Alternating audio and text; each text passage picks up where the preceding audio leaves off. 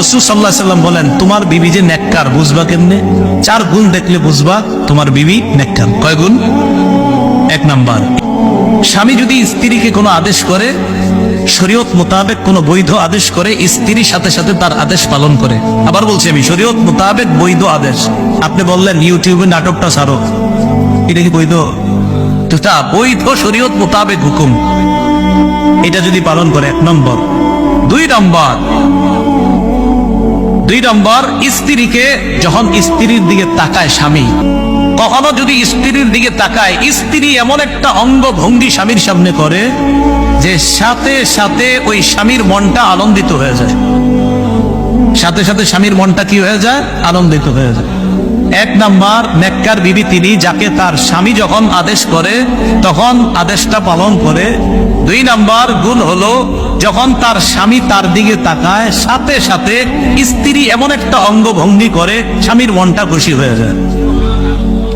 3 নম্বর, স্বামী যদি কোনো কারণে শপথ করে স্ত্রীর ব্যাপারে, একটা শপথ করে ফেলছে আর কি, এখন শপথ ভাঙলে তো কাফফারা দিতে হবে। তো স্ত্রী এমন একটা কিছু করে যেটা করলে স্বামীর শপথভঙ্গ হবে না, কাফফারা দেওয়া লাগবে না। স্ত্রী ওই স্বামীকে শপথ থেকে, এই কাফফারা থেকে উদ্ধারের ব্যবস্থা করে দেয়, স্বামীকে যেন শপথের কারণে কোনো বিপদে পড়তে না হয়। স্ত্রী তখন স্বামীকে ওই শপথ থেকে উদ্ধারের ব্যবস্থা করে। কথার কথা একটা শপথ করে বলছে, তুমি এই কাজটা যদি করো এটা ঠিক হবে না তোমার করাটা। তো স্ত্রী বললো, আমার স্বামী আমার শপথ করে কথা না বলবো, এখন আমি যদি এই কাজটা করি তাহলে আমার স্বামী কাফফারা দিতে হবে। ঠিক আছে, আমি এটা কখনো করলাম না। তো স্ত্রী যদি এটা আর কখনো না করে, স্বামীর আর কাফফারা ভঙ্গ হলো না। রাসূলুল্লাহ সাল্লাল্লাহু আলাইহি সাল্লাম বলেন, নেককার বিবি 1 নাম্বার তাকে হুকুম করলে হুকুম পালন করে। 2 নাম্বার, স্ত্রী তার দিকে যখন তার স্বামী তাকায় সাথে সাথে মনটা খুশি হয়ে যায়, উৎফুল্ল হয়ে যায়। 3 নাম্বার, যখন কোনো কসম করে এই কসম থেকে উদ্ধারের ব্যবস্থা করে দেয়।